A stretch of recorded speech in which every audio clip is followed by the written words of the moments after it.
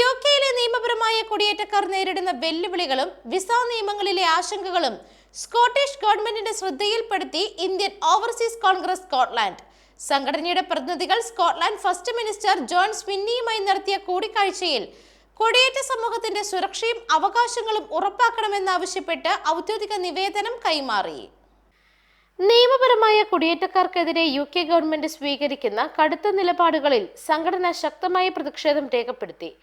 സ്ഥിരതാമസത്തിനുള്ള അനുമതിയായ indefinite leave to remain കാലാവധി 5 വർഷത്തിൽ നിന്നും 10 വർഷമായിട്ട് വർദ്ധിപ്പിക്കാനുള്ള നീക്കം സ്കിൽഡ് വർക്കേഴ്സ് ഉൾപ്പെടെയുള്ള ഇന്ത്യൻ സമൂഹത്തെ വലിയ പ്രതിസന്ധിയിലാക്കുമെന്ന് ഇന്ത്യൻ ഓവർസീസ് കോൺഗ്രസ് നേതാക്കൾ ചൂണ്ടിക്കാട്ടി. ഈ വിഷയത്തിൽ സ്കോട്ടിഷ് ഗവൺമെന്റ് കേന്ദ്ര ഗവൺമെന്റിന്റെ സമ്മർദ്ദം ചെലുത്തണമെന്ന് സംഘടന ആവശ്യപ്പെട്ടു. കുടിയേറ്റക്കാരോട് അനുഭാവപൂർണമായ നിലപാട് സ്വീകരിക്കുന്ന സാഹചര്യത്തിൽ വരാനിരിക്കുന്ന സ്കോട്ടിഷ് പാർലമെന്റ് തിരഞ്ഞെടുപ്പിൽ സ്കോട്ടിഷ് നാഷണൽ പാർട്ടിയെ പിന്തുണയ്ക്കാൻ ഇന്ത്യൻ ഓവർസീസ് കോൺഗ്രസ് സ്കോട്ട്ലാൻഡ് തീരുമാനിച്ചു. വിവിധ മണ്ഡലങ്ങളിൽ SNP സ്ഥാനാർത്ഥികൾക്കായിട്ട് സംഘടനയുടെ പ്രവർത്തകർ ഇപ്പോൾ സജീവമായി രംഗത്തുണ്ട്.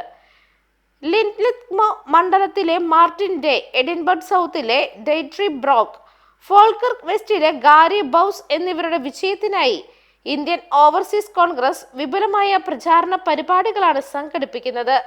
ഫസ്റ്റ് മിനിസ്റ്ററുമായുള്ള കൂടിക്കാഴ്ചയിൽ Indian overseas Congress Scotland president Mithun Mohanan, general secretary Sunil Payyappattu, executive അംഗങ്ങളായ ബിജു വർഗീസ്, ഡാനി എന്നിവർ പങ്കെടുത്തു.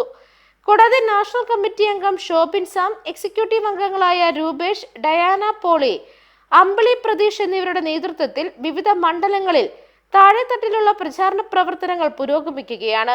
കുടിയേറ്റക്കാരുടെ പ്രശ്നങ്ങൾ കേവലം പരാതികളായി ഒതുക്കാതെ ഭരണകൂടത്തിന്റെ ഏറ്റവും ഉയർന്ന തലത്തിലെത്തിച്ച് പരിഹാരം കാണുവാനാണ് തങ്ങൾ ശ്രമിക്കുന്നതെന്ന് ഇന്ത്യൻ ഓവർസീസ് കോൺഗ്രസ് സ്കോട്ട്ലാൻഡ് നേതൃത്വം വ്യക്തമാക്കി. വരാനിരിക്കുന്ന തിരഞ്ഞെടുപ്പിൽ കുടിയേറ്റ സമൂഹത്തിന്റെ അവകാശങ്ങൾ സംരക്ഷിക്കുന്നവർക്കൊപ്പം ഇന്ത്യൻ കമ്മ്യൂണിറ്റി ഉറച്ചു നിൽക്കുമെന്നും ഭാരവാഹികൾ അറിയിച്ചു.